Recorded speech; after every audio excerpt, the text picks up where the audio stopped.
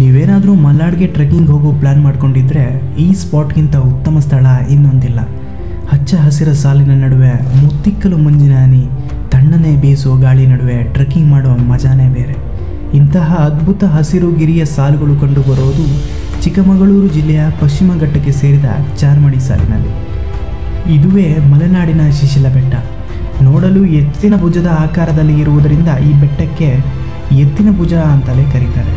ಚಿಕ್ಕಮಗಳೂರು ಜಿಲ್ಲೆಯ ಮೂಡುಗೆರೆ ತಾಲೂಕಿನ ಎತ್ತಿನ ಭುಜ ಟ್ರೆಕ್ಕಿಂಗ್ ಮಾಡುವವರ ಹಾಟ್ಸ್ಪಾಟ್. ಯಾಕೆಂದರೆ ಸುಮಾರು 7 ಕಿಲೋಮೀಟರ್ ನಡೆಯುವ ಮೂಲಕ ವ್ಯೂ ಪಾಯಿಂಟ್ ತಲುಪಲು ಸಾಧ್ಯವಾಗುತ್ತದೆ. ಅದರಲ್ಲೂ ಕೊನೆ 2 ಕಿಲೋಮೀಟರ್ ಅನ್ನೋದು ಮಾತ್ರ ಮೈ ಜುಮ್ ಎನಿಸುತ್ತೆ. ಆದರೆ ಕಡಿದಾದ ಬೆಟ್ಟ ಹತ್ತಿದ ಮೇಲೆ ಸ್ವರ್ಗಕ್ಕೆ ಮೂರಗೇಣು ಅನ್ನುವಷ್ಟು ಖುಷಿ ಸಿಗುತ್ತೆ. ಚಿಕ್ಕಮಗಳೂರು ಜಿಲ್ಲೆ ಕೇಂದ್ರದಿಂದ ಸುಮಾರು 65 ಕಿಲೋಮೀಟರ್ ದೂರದಲ್ಲಿ ಎತ್ತಿನ ಭುಜವಿದೆ.